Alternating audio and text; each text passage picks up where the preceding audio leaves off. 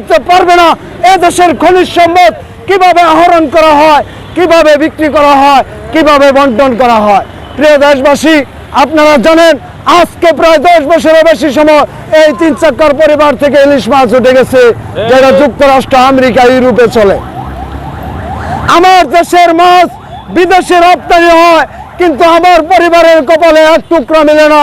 আমি তারপরেও কোনো আবেদন করছি না, কিন্তু এর অর্থ কোথায় যায় এটা দেশবাসীর সামনে ক্লিয়ার না করে কোনো নির্বাচনী নকশা যদি এবার তৈরি করা হয়, এরও একটা জবাব দেওয়া হবে।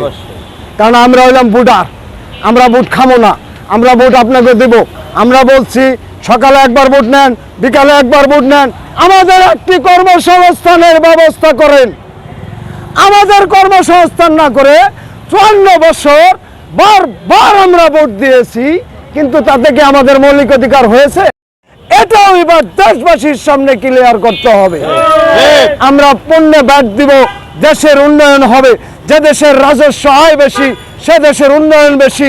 আমরা ব্যাটের বিরোধিতা করি না, কিন্তু আমরা জানতে চাই এই ব্যাট কার পিছে ব্যয় করা হয়, আর বিদেশ থেকে যে ঋণ আনা হয় এই ঋণ কার পিছে ব্যয় করা হয়?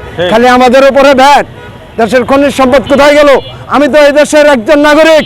আজ 43 বছর ধরে গ্যাস বিক্রি হয়, এই গ্যাসের টাকা কোথায় যায়? 24 বছরেরও বেশি সময় আপনারা জানেন যে বড় প্রক্রিয়া থেকে কয়লা উত্তোলন করা হয়। আজকে একটি 3 চাক্কার চালক তারা বলতে পারবে না এ দেশের খনিজ সম্পদ কিভাবে আহরণ করা হয়, কিভাবে বিক্রি করা হয়, কিভাবে বন্টন করা হয়। প্রিয় দেশবাসী, আপনারা জানেন আজকে প্রায় 10 বছরের বেশি সময় এই 3 চাক্কার পরিবার থেকে ইলিশ মাছ উঠে গেছে, যেটা যুক্তরাষ্ট্র, আমেরিকা, ইউরোপে চলে। আমার দেশের মাছ বিদেশে রপ্তানি হয়, কিন্তু আমার পরিবারের কপালে এক টুকরা মেলে না। আমি তারপরেও কোনো আবেদন করছি না, কিন্তু এর অর্থ কোথায় যায় এটা দেশবাসীর সামনে ক্লিয়ার না করে কোনো নির্বাচনী নকশা যদি এবার তৈরি করা হয়, এরও একটা জবাব দেওয়া হবে। কারণ আমরা হইলাম ভোটার, আমরা ভোট খামো না, আমরা ভোট আপনাকে দেব। আমরা বলছি সকালে একবার ভোট নেন, বিকালে একবার ভোট নেন, আমাদের একটি কর্মসংস্থানের ব্যবস্থা করেন। আমাদের কর্মসংস্থান না করে 54 বছর বারবার আমরা ভোট দিয়েছি, কিন্তু তাতে কি আমাদের মৌলিক অধিকার হয়েছে? এবার ছাত্র জনতার সাথে আমরা আন্দোলন করেছি। আমরা এই কথা কারো অধিকারে বলি না। এই অধিকার এই দেশে আমি মোহাম্মদ ফরিদুল ইসলাম নিজে তৈরি করে নিয়েছি।